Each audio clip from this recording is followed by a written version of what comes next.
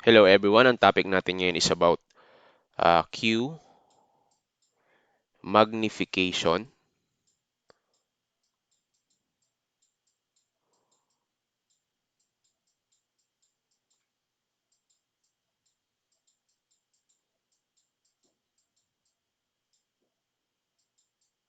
okay, magnification factor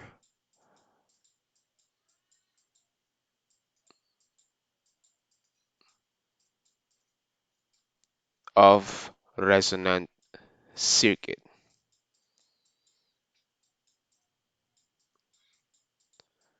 Okay, so etong resonant circuit natin, meron na tayong topic nito. Pwede niyo itong balikan para mas maunawaan nyo kung anong ibig sabihin ng resonant circuit or yung resonant frequency. Okay, so resonant circuit. Okay, so meron tayong mga formula na tatandaan sa pagsosolve ng Q magnification factor of resonant circuit. Okay? So, ang mga formula natin is Q is equal to XL over RS. Okay? So, next is Q is equal to V out then over V in. The next is Q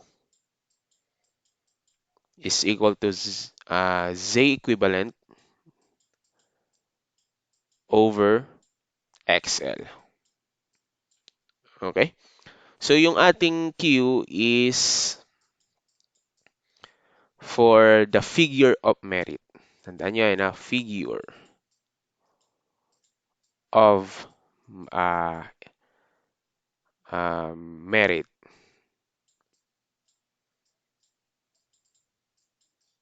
Then yung ating XL, of course, is the inductive reactance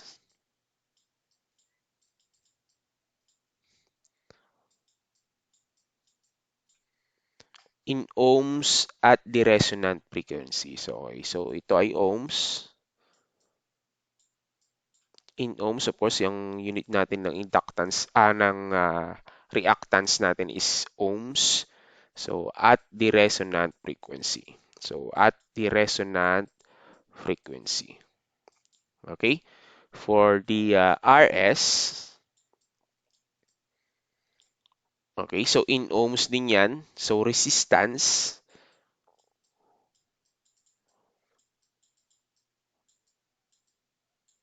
in ohms. Okay, in series. So, in series with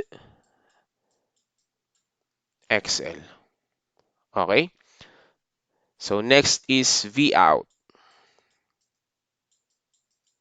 Yung V out natin is the AC voltage measured across the coil or capacitor. Okay, so AC voltage. Tandaan nyo AC voltage measured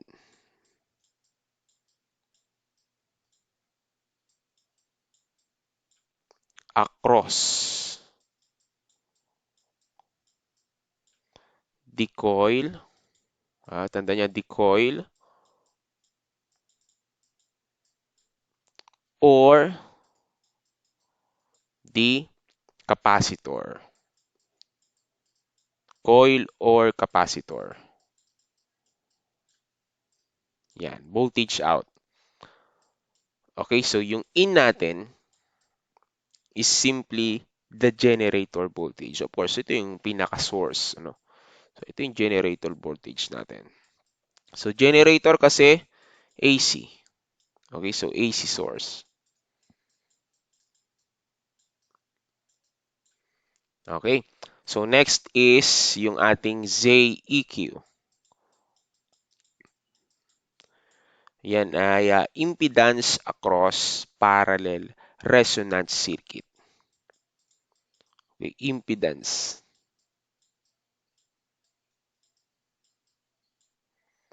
across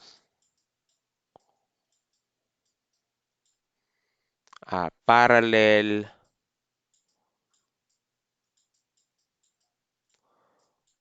resonant circuit. Okay, resonant circuit. Okay?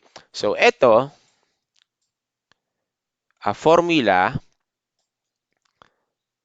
kapag parallel. Okay, so parallel. Okay, so parallel resonant ah, circuit. So, ito naman is formula for series resonant circuit. Okay? Na. So, etong V out at over V in natin, this method is better than XL over RS because R is the AC resistance of the coil which is not so easily measured. Okay, so pwede mo itong gamitin. So actually, this is better than this one. Okay? So depende pa rin naman yan sa given na sa tanong. Okay? So ito ang mga formula natin na gagamitin. So proceed tayo sa example. Mag-example tayo para i-apply natin itong mga formula na to. Okay?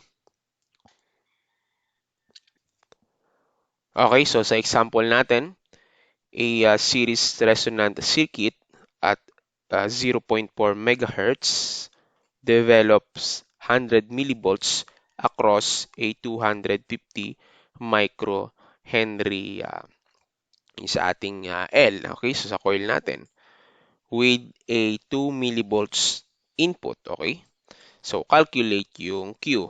Okay, so again, yung ating alin yung ating output dyan? So again, yung output natin, kagaya ng sinabi ko, is AC voltage measured across the coil or capacitor. Okay, so dito ang voltage measure across a coil is etong 100 millivolts. Okay? So ito yung pinaka V out natin. Okay? So yung pinaka generator input niya is 2 millivolts. So calculate the Q. Okay? So ang formula na gagamitin natin is of course Q is equal to V out over V in. So again, ang V out natin is 100 millivolts. Okay, so sulat natin yung V out natin is 100 millivolts. Then over yung V in natin is 2 millivolts. Okay, so makakancel yan. Then 100 divided by 2 is 50. Okay, so ito ay walang units. Okay, so unitless. So ang Q natin dito or yung figure of merit natin is 5. Okay? So, next.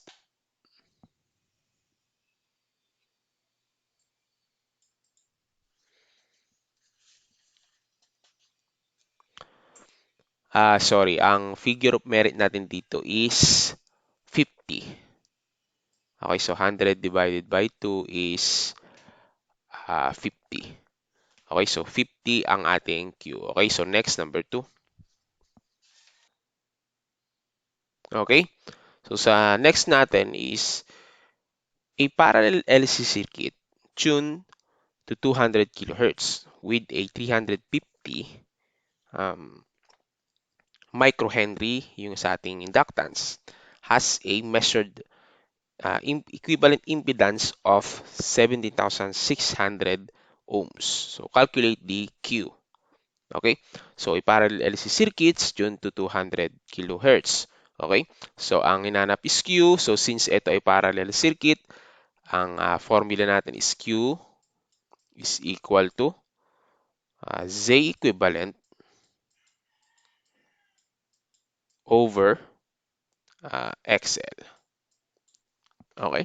So dito ang given is 200 kilohertz. So that will be the frequency.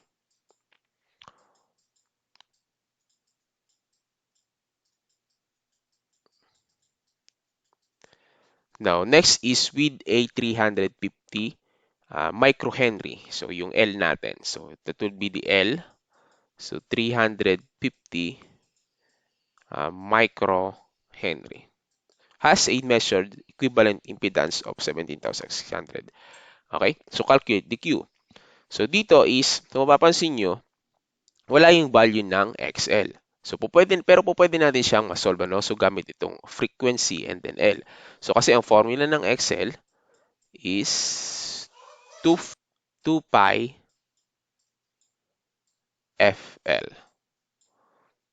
Okay, so isa-substitute lang natin yan dito. So solve na rin natin dito, no? So 2 pi times frequency is 200. So kilohertz, so times 10 raised to 3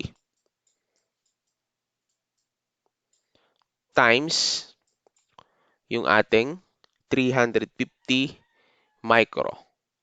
Okay, 350 times 10 raised to negative 6. Okay, so kapag ininput mo sa calculator yan, ang pinaka lalabas na sagot dyan is, or ang bibigay na sagot sa inyo is yung pinaka ating reactance is 440 ohms.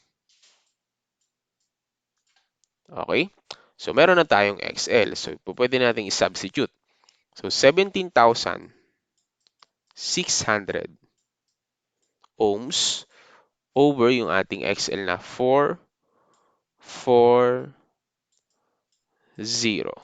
Okay, so cancel yung ohms, yung unit natin. Then, ang pinakamatitira sa kanya is 17,600 over 440. Ang pinaka-Q mo niyan is 40.